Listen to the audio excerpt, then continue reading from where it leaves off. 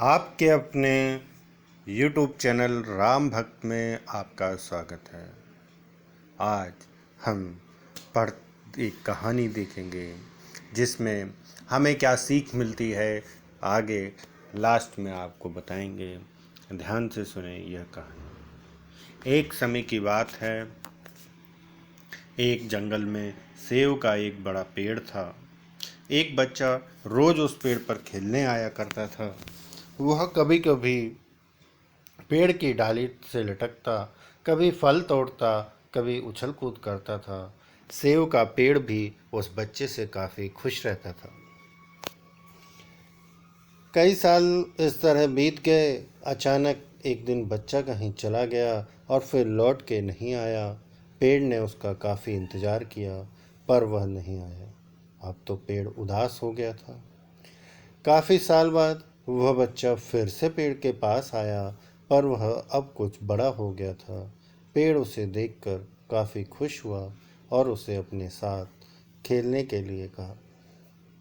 पर बच्चा उदास होते हुए बोला कि अब वह बड़ा हो गया है, अब वह उसके साथ नहीं खेल सकता। बच्चा बोला कि अब मुझे खिलौने से खेलना अच्छा लगता है, पर मेरे पास खिलौने खरीदने के लिए पैसे नहीं हैं। पेड़ बोला, उदास न हो, तुम मेरे फल से तोड़ लो और उन्हें बेचकर खिलौने खरीद लो। बच्चा खुशी खुशी फल से तोड़ के ले गया, लेकिन वह फिर बहुत दिनों तक वापस नहीं आया। पेड़ बहुत दुखी हुआ। कुछ दिनों बाद बच्चा, जो अब जवान हो गया था, वापस आया। पेड़ बहुत खुश हुआ और उसे अपने साथ खेलने के लिए कहा। पर लड़के ने कहा कि वह पेड़ के साथ नहीं खेल सकता। अब मुझे कुछ पैसे चाहिए, मुझे अपने बच्चों के लिए घर बनाना है। पेड़ बोला, मेरी शाखाएं बहुत मजबूत हैं, तुम इन्हें काट कर ले जाओ और अपना घर बना लो। अब लड़के ने खुशी खुशी सारी शाखाएं काट डाली और लेकर चला गया। उस समय पेड़ उसे देखकर बहुत खुश हुआ, लेकिन फिर कभी वापस नहीं आया और फिर से वह पेड़ अकेला और उदास हो गया।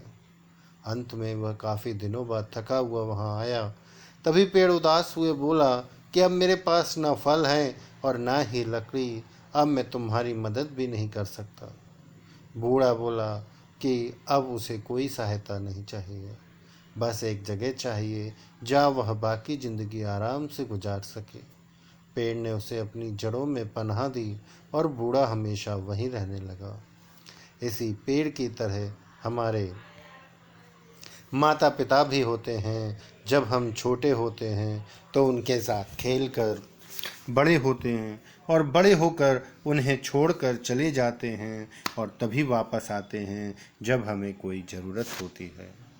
धीरे धीरे ऐसे ही जीवन बीत जाता है।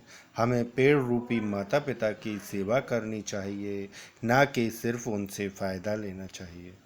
उस पेड़ के लिए वह बच्चा बहुत महत्वपूर्ण था और वह बच्चा बार बार ज़रूरत के अनुसार उस सेव के पेड़ का उपयोग करता था, ये सब जानते हुए भी कि वह उसका केवल उपयोग ही कर रहा है। इसी तरह आजकल हम भी हमारे माता पिता का ज़रूरत के अनुसार उपयोग करते हैं और बड़े होने पर उन्हें भूल जाते हैं।